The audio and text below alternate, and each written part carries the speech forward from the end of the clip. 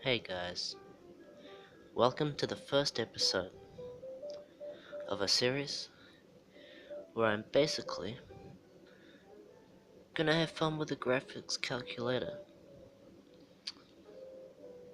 Now, what fun, you may ask? And I'd argue there's a lot of fun to have in one of these bad boys, specifically when making graphs. So yes, this does involve trigonometry. I hope you don't get too bored. Alright,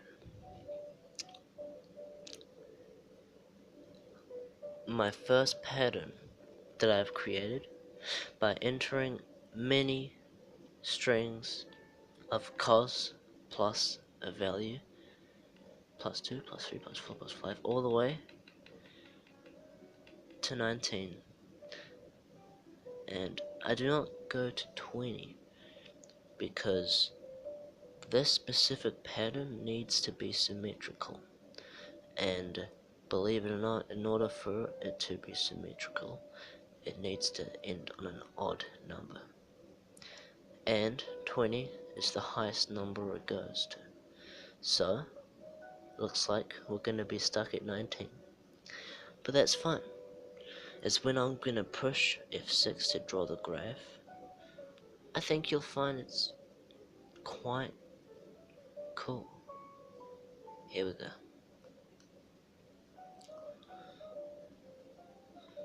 Can you see it? It's building. 7, 8, about halfway. Going. And it's gonna keep adding until the 19th one. And the first pattern is complete. And what this is, well, it's up to you. To me, maybe it's some cool, like, hyper dimension warp gate.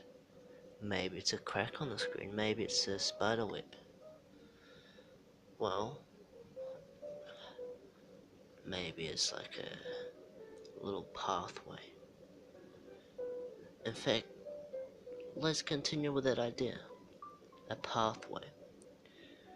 I'm gonna demonstrate how I could make it look more like a pathway. And I'm gonna go into V window, and I think I want it to be less narrow. In order to do that, we're going to increase our Y min and max values.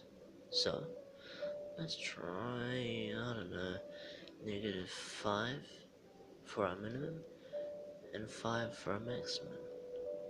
Let's watch that one more time. As you can see, it's a lot less narrow as it builds up our strings.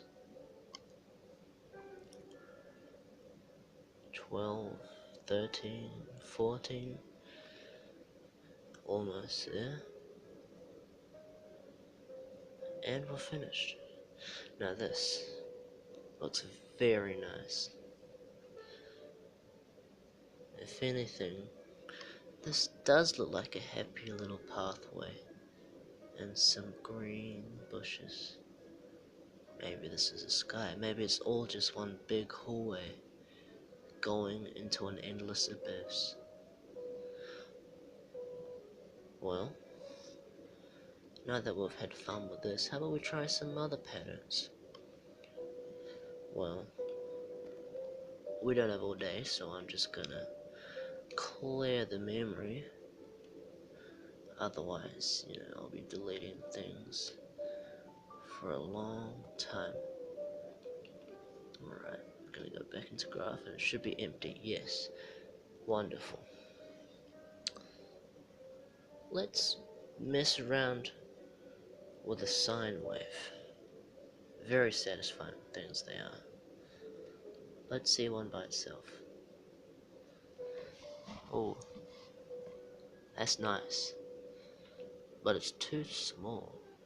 Well, how about I increase the amplitude by 0.5 and I don't know, double the density. Well, let's try that. Now that's interesting. But I think I'm gonna turn that down to 1.5.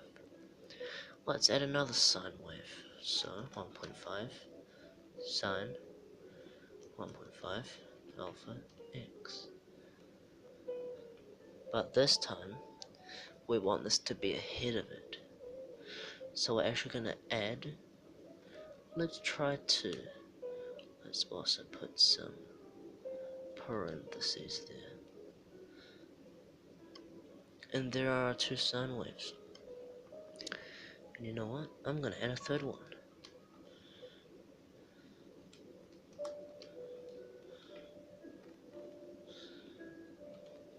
Let's see, plus Wallaby will be plus, no, actually, minus 1.5? No, minus 2. Actually, no, plus 4. That seems interesting. Let's have a look. Ooh. Now that's quite interesting. Let's add a 1 and a negative 1. Now these will make straight lines horizontally.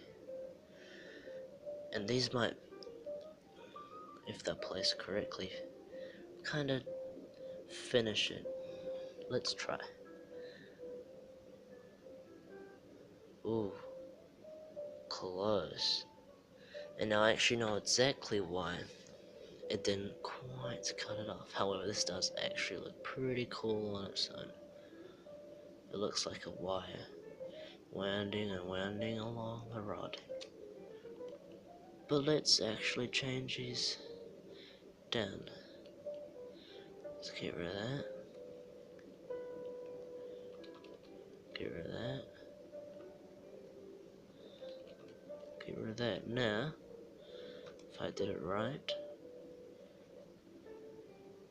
Ooh. Quite a nice shape. And what I'm actually just trying to show you here is just what graphic calculators can do. You know, you don't think them of anything else, not until you learn how to use them. And even for recreational stuff, you can learn to make any pattern you want, you know? In fact, let's end it off going a little bit crazy. Let's add a super dense tan, which should just ruin everything, but you know what? That's the fun of making mistakes. Wow. I was right, it did indeed ruin everything. On that note, I think I'm gonna send you guys off here. It was fun learning, making mistakes, fixing my mistakes, and seeing the beautiful patterns that this complex machine built. I'll see you next time, guys. Ciao.